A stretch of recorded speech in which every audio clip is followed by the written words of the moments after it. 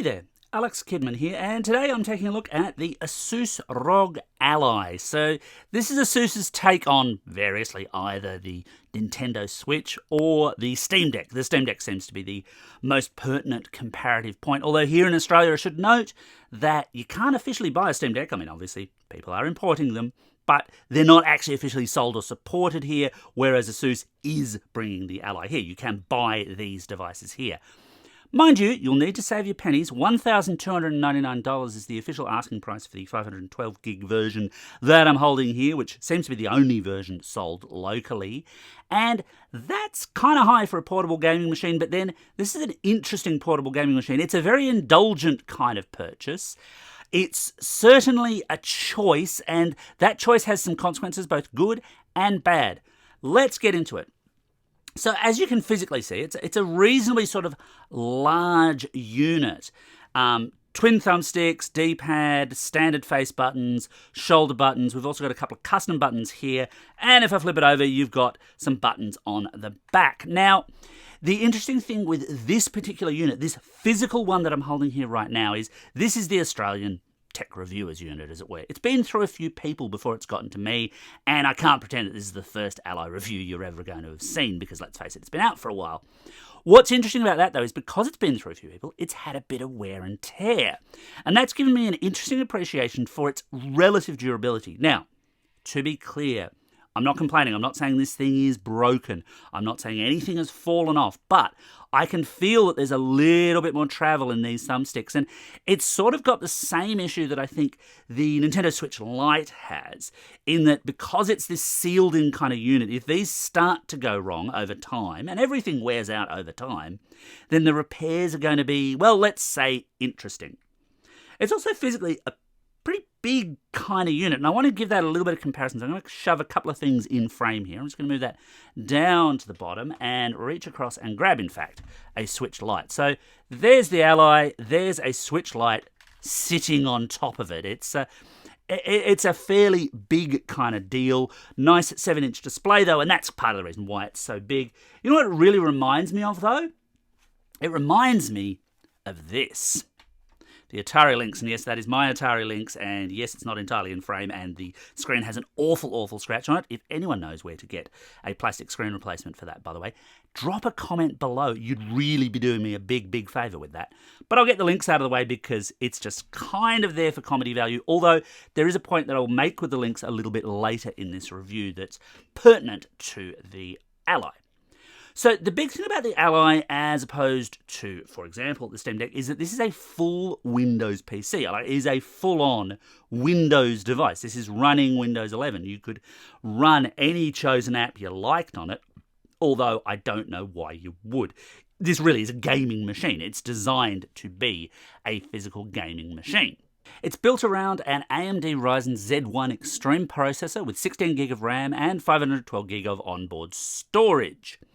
And look, Windows is a choice here because obviously this actually gives this an immense potential gaming library. I mean, just thousands, tens of thousands, possibly hundreds of thousands of games over all the decades that Windows has had games potentially could be run on this thing, with an obvious appeal to those games that are controller compatible. And Asus has tried some interesting things here. So you can set it into a variety of different control modes, gamepads and a desktop, or an automatic mode where it tries to figure out the best thing to do. What we're looking at here is Armoury Crate. Armoury Crate is Asus's kind of catch-all term for its optimization software on any of its Republic of Games products. So I recently did the ROG Phone 7 Ultimate. That's got Armoury Crate on it. Their standard gaming laptops have Armoury Crate on it. In this case, they've kind of rewritten it as well to be a game launcher, and that's because actually running this as a Windows machine is, well, it's a bit on the painful side, really. It's touchscreen, but gee, that's not good. Or you can use the thumb pads as a virtual mouse, and again, it functions, but it's far from optimal. The launcher here is much better, much quicker, easier for getting into games, which is what you're going to want to do. It supports all the what you might call standard game stores, your Epic Games, Good Old Games, Steam, and so on. And if you install via those launchers, it will automatically pick them up, which is how it's picked up the vast majority of things here. But you can add other titles. So, for example, I have Sensible World of Soccer 2020 here. I had to install that myself, bit of a process. And then I had to actually add it as a tile. I also added Word just because I could. I do not know why it's come up with that weird fonting and iconography for Word, but trust me, you wouldn't actually want to run Word or Excel or any other standard Windows app on this because the screen resolution makes it a really small experience and the on-screen keyboard is kind of frustrating, actually. Now, the thing is, of course, you want this to play games, and the gaming experience on this, well, it's kind of mixed. I'm going to jump into some games here. There will be a few little jump cuts to accommodate that, just to show what it can do and where things fall apart a bit. So, for example, something like GTA 5 here, yeah, look, runs really well. The controls all do exactly what you'd expect them to do. And that's not exactly surprising. Console originals, basically things that were built with console and console gamepads in mind, will generally work okay. I am a terrible driver when I'm trying to film and play at the same time, but this is not a reflection of the quality of the Ally, just the quality of my gameplay. But yeah, most big AAA titles, actually not too bad because so many of them are built with that kind of consideration of, are we going to run on an Xbox and a PC, for example, in mind. This is just a reasonable kind of example of that form. Let's have a look at something else. I am a big fan of Hades. Love this game to bits.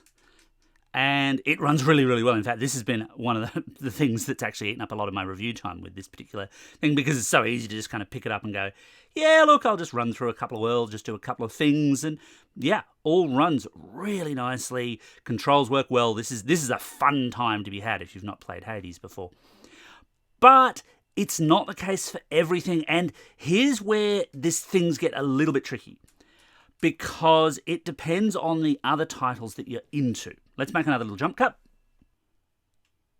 So let's have a look at Cannon Fodder, for example. It's a classic little game, mouse controlled, of course. And I can do that with the desktop mode version of the control inputs, but it's not good. It's jumpy all over the place. I can just about get through early missions. Later on, no way. Mouse-controlled stuff is way less than optimal on this. Obviously, yes, you could throw on extra peripherals and so on, but that's not the point of a portable machine like this, I think. Older games, too, are a bit of a challenge. So if we take a look at, for example, Earthworm Jim 2 here. Again, another DOSBox game, another retro game. I'm into my retro games. I'm not going to apologize for that. It sort of looks like I can do stuff because, hey, look, I'm moving around and, he's shooting his gun. I can't jump. I can't configure anything to jump. I can whip with, which button was that? That was one of the side triggers there. I mean, this is also less than optimal. But if I go to where jump might be, it resets itself, which is not what I want it to do. Now, obviously, there is the capability to map things, and I have tried. I've fought this to try and get my Earthworm Jim 2 fix on. It has not yet worked for me, and you could fight because it's Windows, and there are numerous mapping capabilities, not just built into Armoury Crate, but actually also just as other Windows applications, and maybe you might be able to get some things running. But it feels to me, if you're going to spend this kind of money on an Indulgent item, it would be a bit better if it just did it for you. This is something where you want to pick up and play, not sit there and have to work your way through Windows UIs where you're kind of having to click with a thumbstick. It's all a bit of a faff, and here's the trap of this particular machine, or one of them anyway. It's that not everyone's going to want to play all the same games all of the time, and it can be a little bit hit and miss. If you're into modern games, if you're into purely your modern stuff, then yeah, look, it'll almost certainly run. I've not hit too many problems, and even some of the retro remakes can run quite nicely. So here, for example, is the remake of Crash Bandicoot, and yeah, look, runs perfectly well, quite nice. Good fun time for all. I'm not going to play particularly well at it while I'm trying to talk to you, but it's good stuff. But the thing is, you've kind of got to balance that and maybe check what other people have been able to get working or where there are configurations. Now, I will give Asus credit on this. While I've been testing this, there have been more than a few software updates come through. Not so much fun in that Windows way if you're actually in the middle of a game, and that is a challenge for it. But the fact that they are continually upgrading is nice to see, because it means some of the issues that I've hit, some of the things where I've gone, hang on, this bit isn't working or that bit isn't working, might not be an issue in the longer or medium term, depending on, their actual support structures for it. But if you're thinking, hey, this is going to play everything and it's going to play it well, technically it might have the Windows power to do it. The system itself is certainly powerful enough, but you may find that it won't do it simply because the control inputs are a bit off or a bit weird. That's certainly been my experience, especially across those older game titles. Battery life's also a big concern with this, because the battery life really isn't all that good. To test this out, I ran a standard video running test as well as PCMark's gaming battery test to give a kind of best possible and worst possible battery life scenario.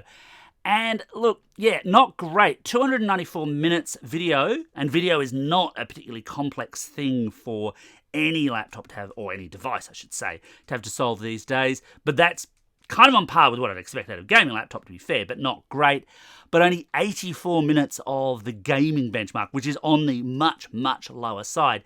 In more kind of anecdotal, how does it run use? 2-ish hours on most intensive games, maybe a little bit more on some of the older stuff as and when it will run, but not super long. And let me tell you, quick bit of consumer advice here. If it starts telling you that the battery is low, run to the nearest power point, because you don't want to lose your gameplay progress because you thought, I'll probably still have enough time to take on this boss. No, you probably won't, and it'll just shut down, and that's really, really frustrating. Believe me, I've been there. So with all of that in mind, is the Ally worth purchasing? Well, maybe. It's an indulgent buy, and there's just no getting around that. In all sorts of ways, you are paying a premium for that portability, because, for example, a full-on gaming laptop will do a fair bit more on a bigger screen, probably with better battery life, but it's nowhere near as portable as this. I do appreciate the greater flexibility that this has and the huge potential games library it brings, but that does have to be tempered against the fact that you might find that your favourite games, especially if they're older games, might be very difficult to configure.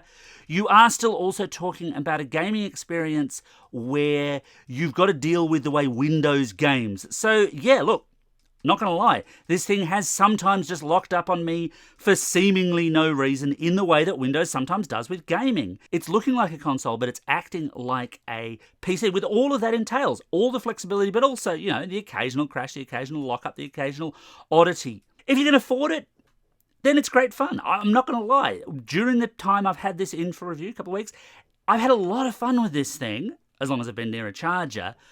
It's kind of hard to justify at $12.99 because, that is still seriously expensive. But if you've got the money, it's a great little thing. Anyway, that's my take on the Asus ROG Ally. What do you reckon? What do you want to know? Are you keen to buy me one? Feel free. Let me know what you think in the comments below. Thanks for watching this long, and don't forget to hit like and subscribe.